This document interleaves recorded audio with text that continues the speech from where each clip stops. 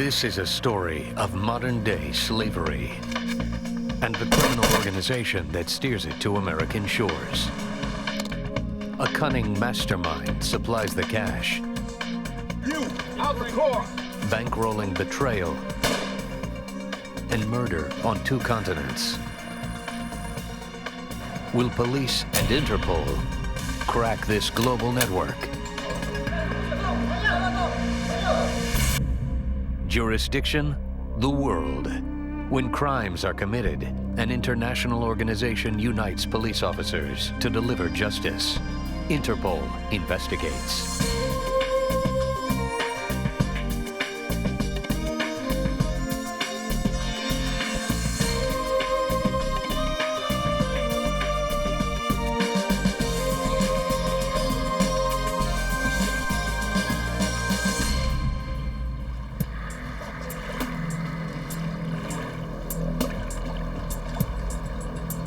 In shadowy ports along the east coast of the United States, a perverse form of the American dream plays out. Chinese immigrants smuggled into the country sell their lives to Chinese gangsters. The value of these clandestine operations, $3 billion a year worldwide.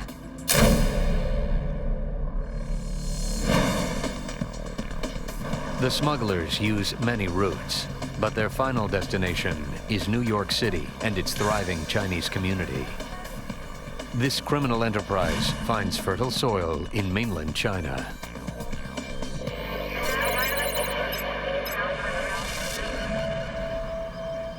The Tiananmen Square massacre in 1989 began a huge crackdown on personal freedom and sparked a flood of migration from mainland China into British-controlled Hong Kong. Every day, Hong Kong authorities brought hundreds of illegals into camps before deporting them back to the mainland. A second wave of mass migration begins in the late 1990s as the official handover of Hong Kong to China approaches. Thousands of Chinese citizens turn to the smugglers, called the snakeheads, named for a deadly predatory fish, for a chance at a new life in the West. Most have no idea they are buying into an entirely new set of dangers.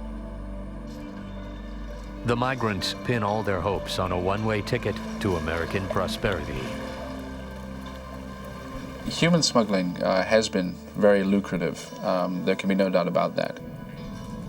Over the last decade, Agent Todd Bancroft of Hong Kong Interpol has witnessed the explosion of the human smuggling trade and the desperation of its victims. Our intelligence indicates that the snakeheads or the syndicate masterminds have been charging up to US $45,000 per head. And when you take into consideration that in mainland China, most people earn less than $1 per day, then it's a phenomenal figure. Recruiters find no shortage of villagers willing to pay a steep price for a shallow promise. But pulling it off requires a complex criminal network. They have to have a source country, the ability to identify folks that they're going to transport. John Imhoff, former head of Interpol's U.S. office. You have to have a smuggling route where you have the access to cross the borders, and then you have to have a destination point where those people can be secreted and the money can be collected for the delivery. The recruiters tell people that if they come to America, they can easily become wealthy. Before they ever, step on the soil of America, they fantasize a lot. Stephen Wang reports for the Chinese language newspaper, Chinatown. They fantasized about easy living, very easy to make money. In a few years, they can be able to buy a one-family house, air conditioning, every room, 2-car garage, very happy.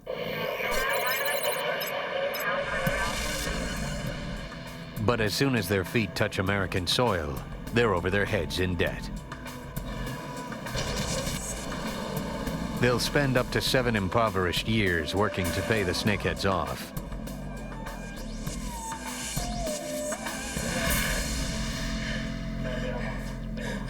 If an immigrant can't earn her passage, the snakeheads go after her family back in China.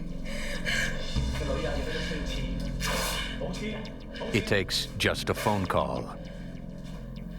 They will say they do not have the monies ready, and that's the torturing part, come in, painful enough to scream, so the other side can hear it. Once is sometimes not enough. The gangsters will repeat the tactic until they've squeezed every dollar they can get.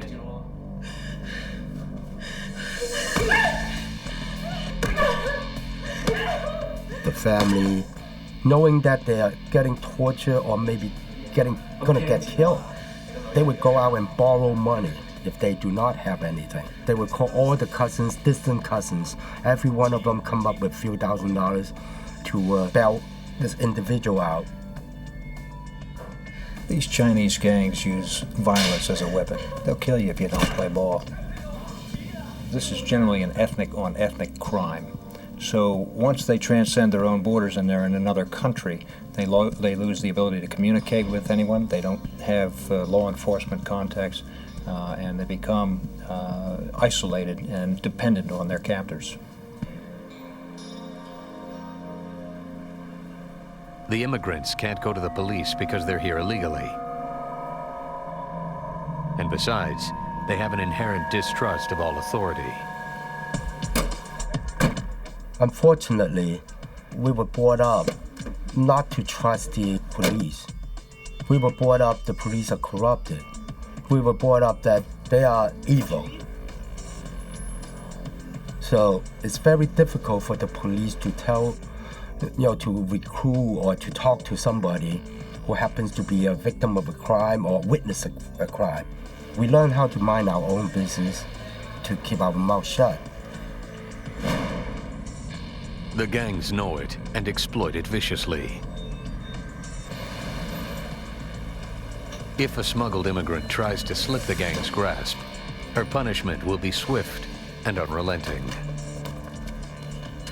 Females will be sexually harassed or assaulted, or sometimes gang raped in front of everybody.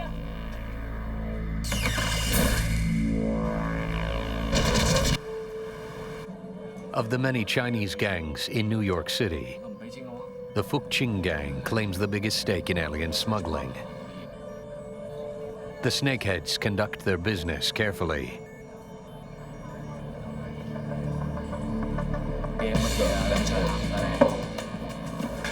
They use their connections to organized crime in China and the United States to smuggle in hundreds of thousands of illegals every year. One of the most powerful snakeheads, a man named Wang Uchui. He masterminds lucrative smuggling deals, trading human cargo with other snakeheads. Wang claims to be a construction worker and restaurant employee. He relies on the Fuqing gang and its 27-year-old leader, AK, a convicted felon who served time for extortion. In 1988, AK was deported, but he soon came back and resumed his criminal business. AK depends on his lieutenant, Xinjian Lin, to do his dirty work.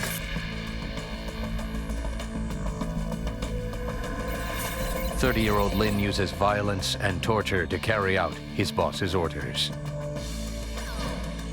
And behind it all stands the formidable Sheng Chuiping.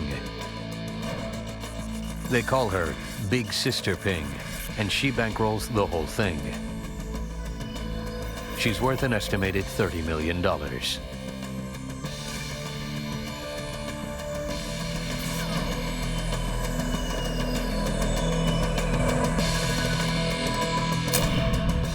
Sister Ping manages to wield enormous power without ever dirtying her hands.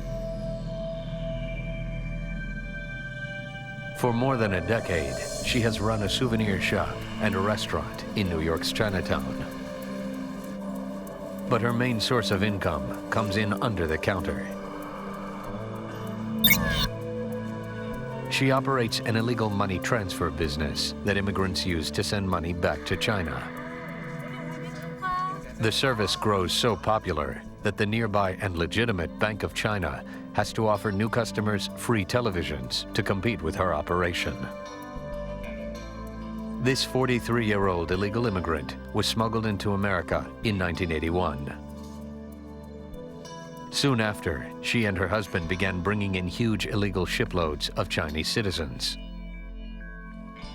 Some think she's a saint, helping families come together in the prosperous United States. Others, including the police, think she's a virtual slave trader.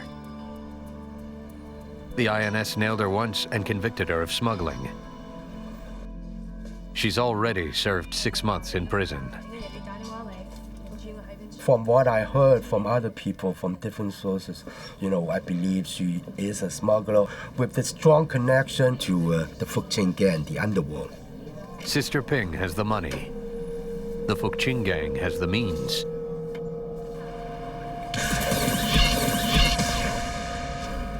And together they plan a major score.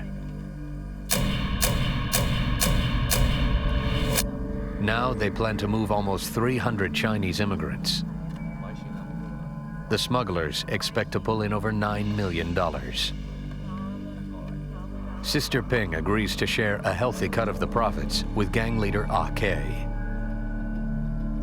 But his lieutenant, Xingjian Lin, will receive only his usual rate as an enforcer.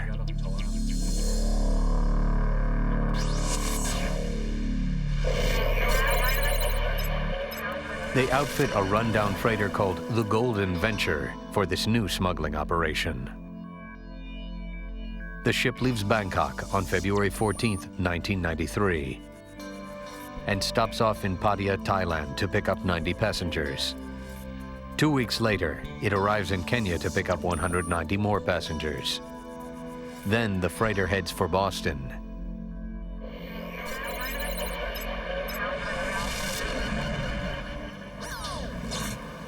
Months before the ship reaches the American East Coast, Lin corners his boss for more money.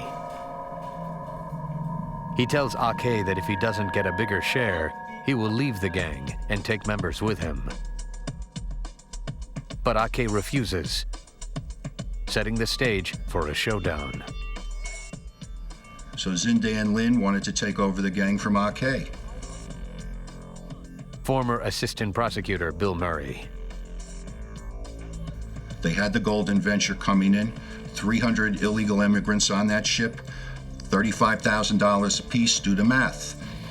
Because whoever controlled those 300 bodies and the $35,000 that each one represented was the one who was going to control the gang. Ah-Kei knows that his rebellious Lieutenant Lin now poses a threat. One that he will have to deal with, and soon.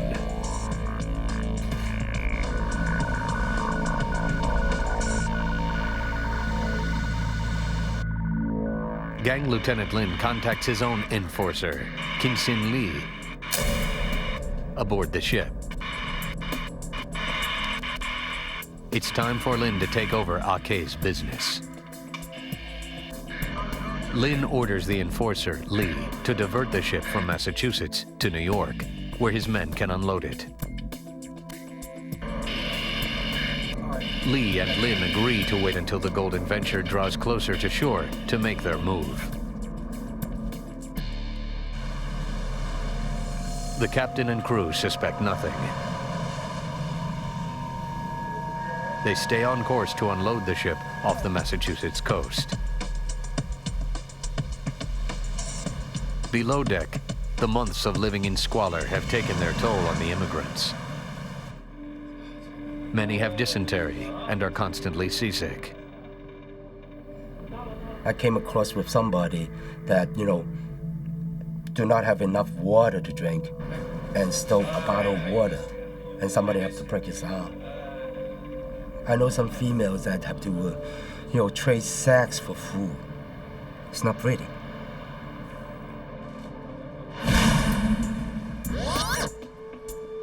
Ake learns that Lin plans to seize control of the Golden Venture. Enraged, he strikes fast and calls in a hitman to assassinate Lin. Within Fuqing, an all-out gang war is about to erupt.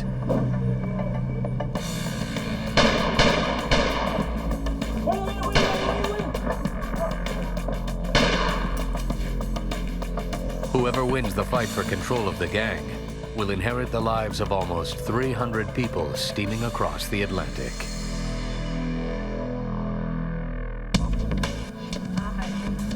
An Asian crime syndicate capitalizes on the dreams of hopeful Chinese immigrants. And the wily Big Sister Ping pulls all the strings. 2 months before, the Golden Venture leaves the Far East and picks up almost 300 passengers. They're heading towards America. The conditions on the freighter are squalid. But for most of the passengers, the arduous journey is a small price to pay for the promise of a better tomorrow. The most basic motivator for illegal immigrants to leave their country is survival. They're trying to escape extreme poverty or governmental oppression, so they're willing to take the risks. Ironically, they often end up in worse situations such as slavery when they're finished the immigration process.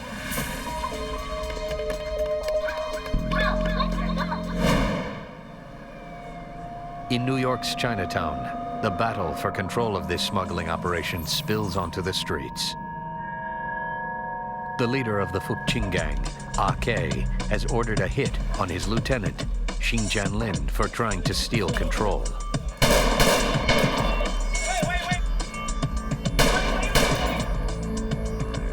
Ake's hitman takes out Lin's 2 bodyguards, but he runs out of bullets, and Lin escapes. Ake knows that his man got away, and that means all-out war within the Fuqing gang. Fearing Lin's revenge, Ake meets with his brothers at his New Jersey home. He gives them instructions for unloading the Golden Venture and leaves the country. Detective Thomas Goldrick investigated the gang murders. Ake feared some sort of retaliation. We believe Ake left for China after the January murders simply due to the fact that Xinjian Lin had escaped. The escalating gang violence in Chinatown attracts the attention of the media. Reporter Stephen Wong. When San Francisco Chronicle interviewed me, I described alien smuggling during that time was the best business for any underworld. On April 28, 1993, the San Francisco Chronicle breaks the story of the human smuggling trade and gives the secretive Sister Ping prominent ink. This once low-profile crime becomes front-page news. With the Golden Venture just weeks from reaching the United States, Sister Ping can't afford to let authorities see any more of her shiploads of illegal immigrants. The captain of the Golden Venture, an Indonesian named Amir Tobing, receives orders to wait off the coast. He agrees, even though food and water aboard ship are critically low.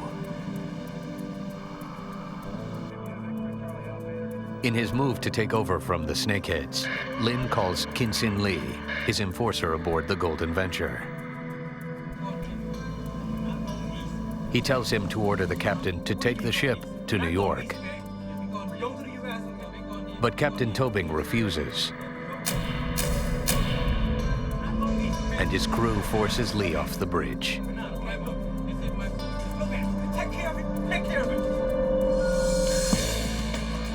But Kinsin Lee isn't taking no for an answer.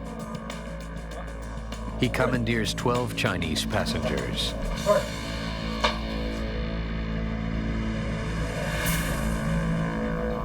then arms them with guns, knives, and even sticks.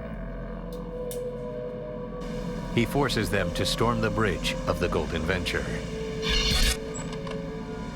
In a matter of seconds, Kin Sin Lee and his men seize the ship. They handcuff Captain Tobing and hold him in his quarters. Kin Sin Lee, the enforcer, takes control and orders the first officer to steam ahead to the United States. He informs Lin that the Golden Venture will be off the coast of New York City within a week. But Lin has some unfinished business to settle first. He has to kill the men who tried to assassinate him, Ah-Kay and his brothers. Then he can seize control of the gang, the boat, and its $9 million human cargo. He believes Ah-Kay's clan is hiding at his house in New Jersey.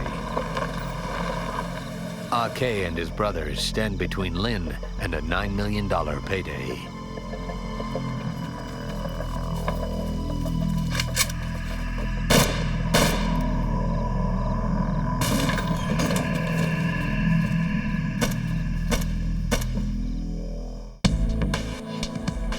The freighter Golden Venture approaches the coast of New York City. The value of its human cargo, over $9 million.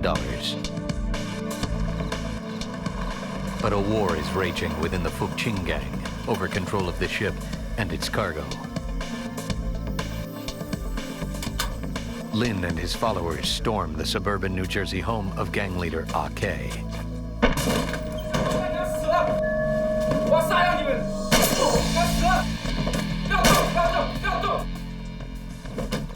They gun down all of the gang members inside, including Ah-Kay's brothers. But Ah-Kay himself is gone. He's fled to China.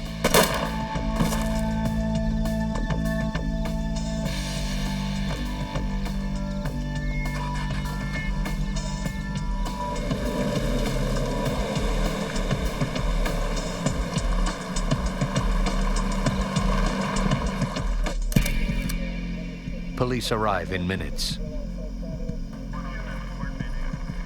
It was a bloody, brutal crime scene. We observed a dead Asian male by the front door. He had received numerous gunshot wounds along with stab wounds. We had 2 people in the basement that were duct taped and shot, and also another Asian male who was found on the street about a block away from the crime scene, also shot numerous times. There were well over 400 pieces of evidence. Handguns, a machine gun, hunting knives, serrated saws, handcuffs. But additional evidence suggests the killers didn't have time to cover their tracks. There were gallons of gasoline that were brought in because they had planned to subsequently burn the house down to destroy any evidence they might have left behind. In the affluent, normally quiet, suburb of Teaneck, New Jersey, the murders shock the neighbors. Witnesses quickly give police a description of the van.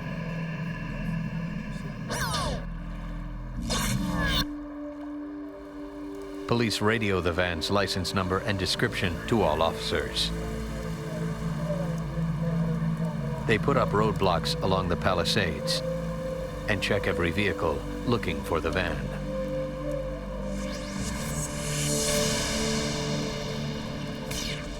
Caught in the dragnet, Xingjian Lin and his gang. Officers approach the van warily. Right away, they see blood on the men inside. They order everyone out for a search. You, out the car! Close the door! Get on the ground! On the ground! They question every man, but nobody's talking. Police arrest the gang members on the spot. Suspicion, homicide. The New Jersey Crime Lab analyzes the blood swabbed from the suspects. The DNA is a match with the victim's blood samples. Ballistics also ties the weapons to the gang members. With this evidence, authorities charge them with multiple counts of homicide. Investigators still don't know the motive, and the suspects still won't talk. But the physical evidence gives police what they need. Meanwhile, the Golden Venture nears the coast of New York City. Lee, the enforcer, tries in vain to reach Lynn on the radio. The impact of the murders in Teaneck as it relates to the Golden Venture were profound. Zindan Lynn and all of his people were arrested at the George Washington Bridge within 15 minutes, leaving no hierarchy left in the Fuqing gang in the eastern United States. There was no one to direct the offloading of the ship, to give instructions to the people that were responsible on the ship. With Ake in China, Lin in jail, and Sister Ping staying out of the public eye, the crew and passengers on the ship idle off the coast for 13 days. Food and water are running out. Then, in the early morning hours of June 6th, the on-duty alarm sounds at the Coast Guard station in Brooklyn, New York. It was kind of a breezy night. It was clear visibility, so we would be able to see very easily. It looked like a routine sort of boater in distress kind of call. Coast Guard officer William Mundy is one of the first to arrive. I had no idea what we were about to face until we got close enough to see the people jumping off the boat and into the water. Then we knew we had a bad situation. 200 yards off the New York shore, the Golden Venture runs aground on a sandbar. Dozens of people scramble over the decks and throw themselves into freezing 5-foot swells. We could see all the people on the deck, people in the water. We knew that this had to be some kind of illegal alien operation going on right away, because these people were just running to the side of the boat and jumping into the water without looking at it, without anything. They were just getting off the boat. Nothing was slowing them down. The ship's engine, still on full throttle, futilely churns the ocean as its enormous screws bite the water. Most people went to the front of the boat because it was closer to the beach. The ones that went off the back, they went through the screws.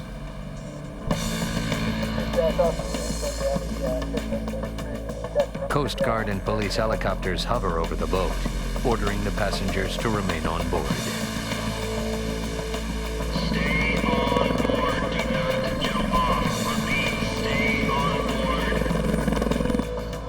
But panic engulfs the ship as terrified passengers leap into the violent seas below.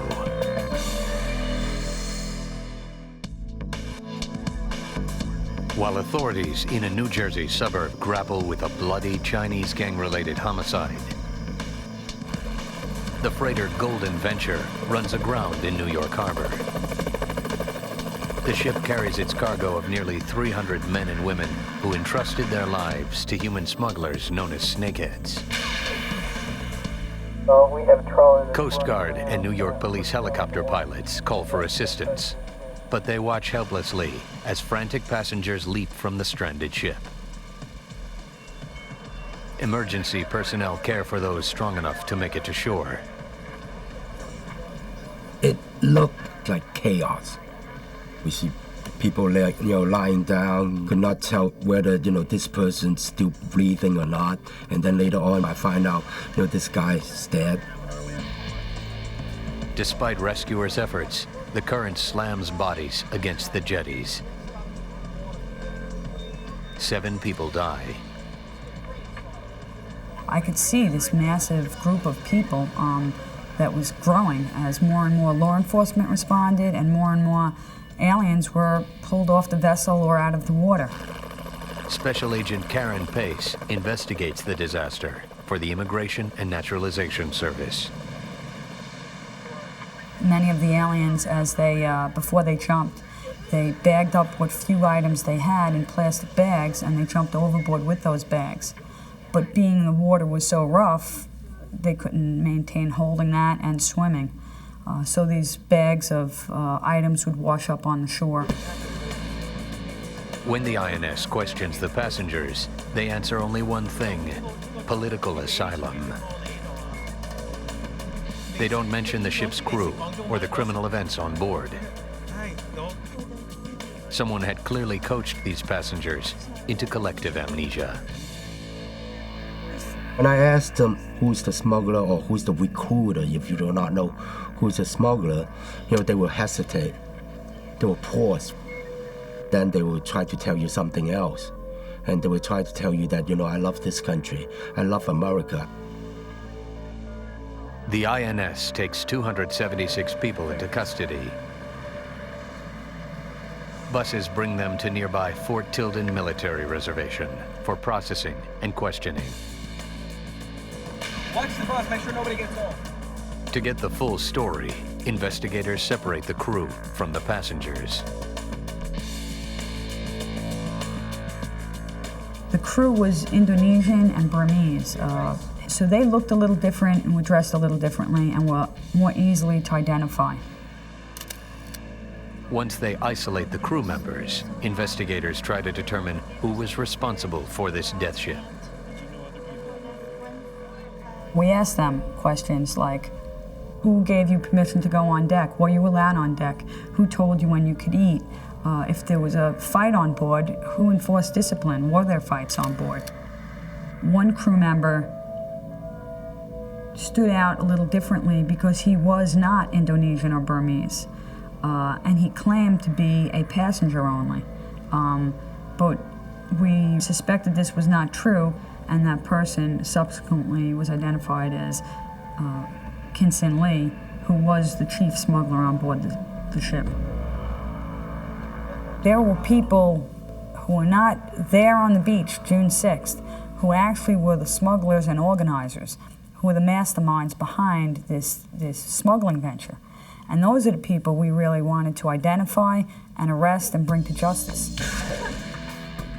Two of the snakeheads behind the shipment, Big Sister Ping and her partner in crime, Wang Chui, see the disaster on television. Wang Chui disappears in New York's Chinatown. Big Sister Ping escapes to China, hiding out in her native home in Fujian province. She continues her smuggling operations without missing a beat. The INS secures a warrant to search the ship. Pace's team combs the golden venture.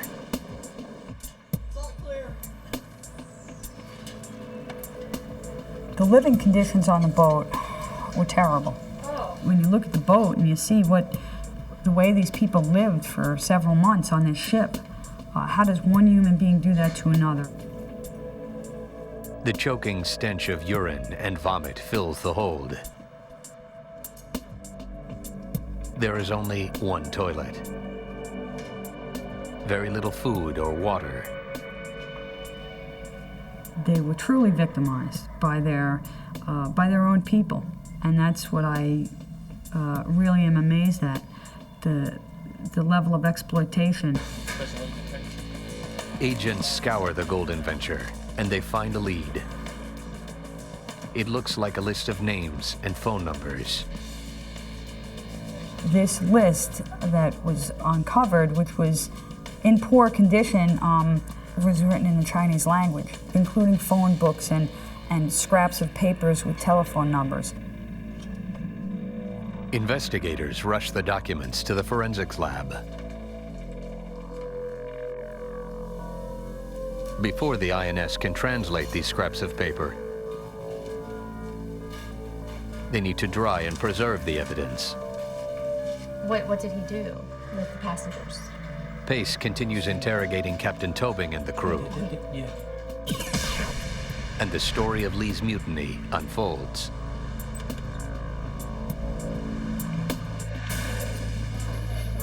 The ship's first officer told the INS what happened as they approached the shore. Lee's men warned the passengers that the ship was being deliberately run aground. Anyone who could swim was told to try to make it to shore. The others were ordered to stay on board until the snakeheads came to pick them up. Political.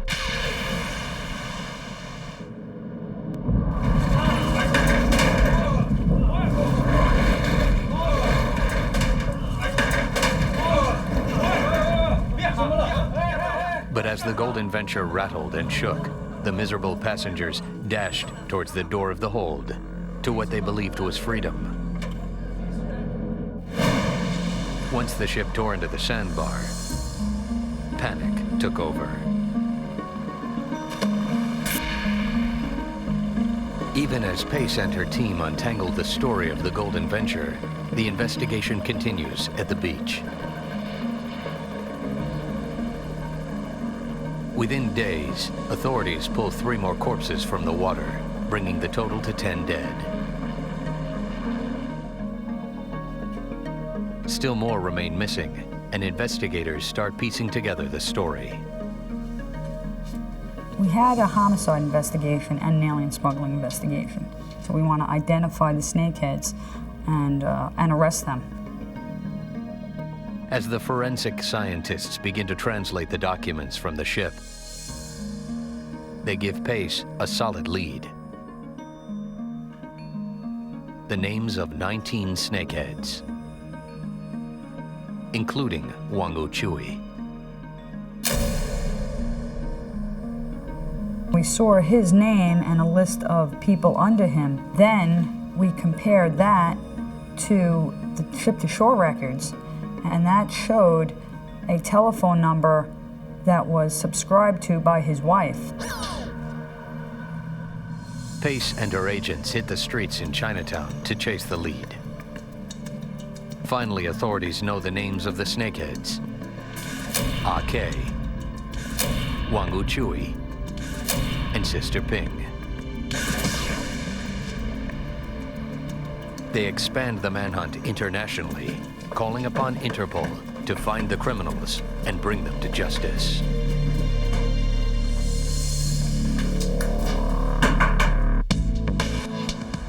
Ten people die when the Golden Venture, a freighter loaded with human cargo, runs aground in New York Harbor.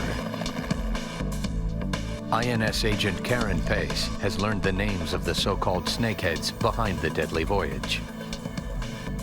A.K., the leader of the Fuqing gang, has left the country.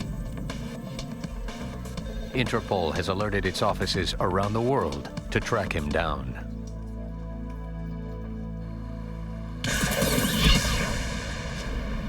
In New York City, the circle tightens around the criminals behind the Golden Venture. The INS traces snakehead Wang Chui to his girlfriend's apartment in Chinatown. In April 1994, Karen Pace and a team stake out the apartment. We were sitting there for several hours when we observed them go into the building.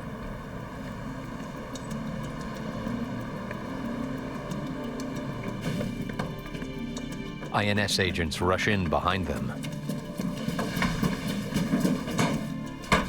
INS, open up! INS, open up, now! They tear up the place looking for Wang and question his girlfriend.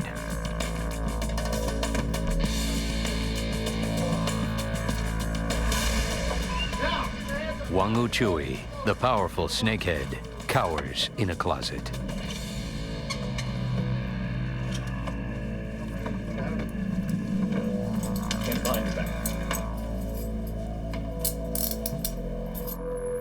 During his interrogation, Wang Chui gives up another name for the INS to add to their list of suspects: Sheng Chui Ping,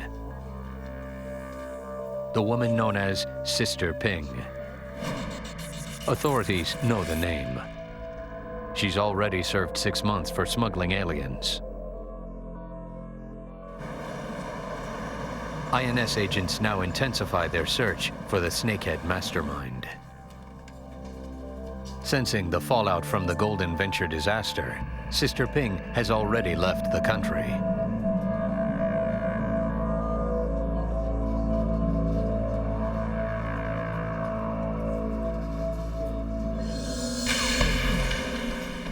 Interpol issues a red notice for Sister Ping, alerting authorities worldwide about a warrant for her arrest for human smuggling.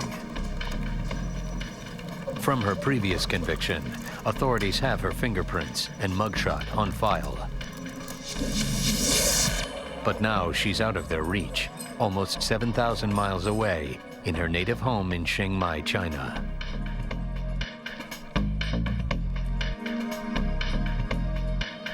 She hides in her luxurious 3-story pagoda, financed by smuggling profits. Sister Ping protects herself by bribing local officials. She's conspicuous, but untouchable. Hong Kong Interpol also receives a red notice for AK. Now Interpol catches a break. An informant tips them off that AK is living comfortably in the western district of the city.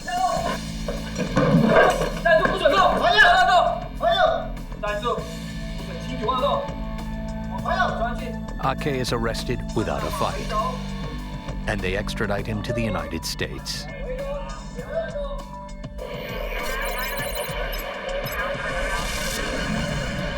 His conspirators are already serving time. Wang Uchui receives 10 years after pleading guilty to smuggling and manslaughter charges. Xing Jianlin, 4 life terms plus 40 years for murder and kidnapping. And AK is sentenced to 20 years for racketeering. But Sister Ping, the big fish, is still at large. In all, 22 people serve time for crimes related to the Golden Venture disaster. 10 passengers die, and 6 remain missing. Life for the nearly 300 victims of the snakeheads remains difficult. For those surviving the horrific journey from China to New York City, less than half remain in the United States. Many endure several years of detention, and more than 30 live in limbo, not knowing if they will be sent back to China. And there are very good reasons why the immigration laws exist. But at the same time, we're human beings, and there's a certain amount of compassion that extends to people who are in a situation where they're merely trying to survive. It's a difficult equation personally, but it is one that has to be met, and has to be met with compassion. The tragic death of 10 illegal immigrants aboard the freighter the Golden Venture tears the lid off the lucrative underground industry of trafficking in human beings. Golden Venture is like an alarm that, waking up everybody, but it's been shut off almost immediately. People don't want to know there's an alarm. People still want to go back to sleep. International police know that Sister Ping is still busy. She travels freely, using 3 passports, and continues her smuggling operations. But Interpol does not give up. 7 years later, in April 2000, agents discover the name of Sister Ping's son on a passenger list for a flight from Hong Kong to the United States. International cooperation in this case was very important. The United States law enforcement officials, together with Hong Kong officials, managed to pinpoint her and pinpoint her location. We obtained a domestic arrest warrant to arrest Chang, and that put the whole thing in action. 11 agents converge on the scene, intent on nailing the elusive smuggling kingpin. They know this might be their only chance to catch Ping while she's vulnerable. Local police search the crowd at the Hong Kong airport, hoping to spot her.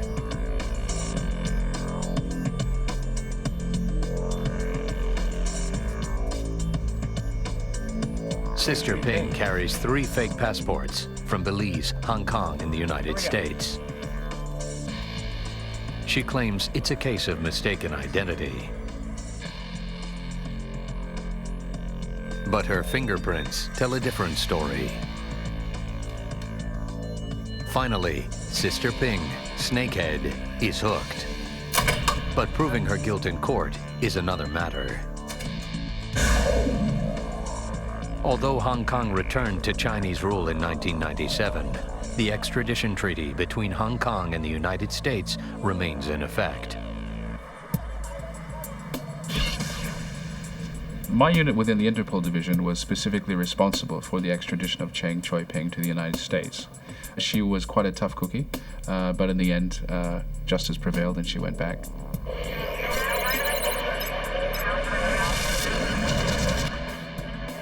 In July of 2003, 10 years after the Golden Venture ran aground, Sister Ping returns to New York City to stand trial for her crimes. She faces charges for alien smuggling, hostage-taking, and money laundering. Ironically, even after the Golden Venture disaster, some in the Chinese immigrant community still refer to her fondly as Big Sister Ping.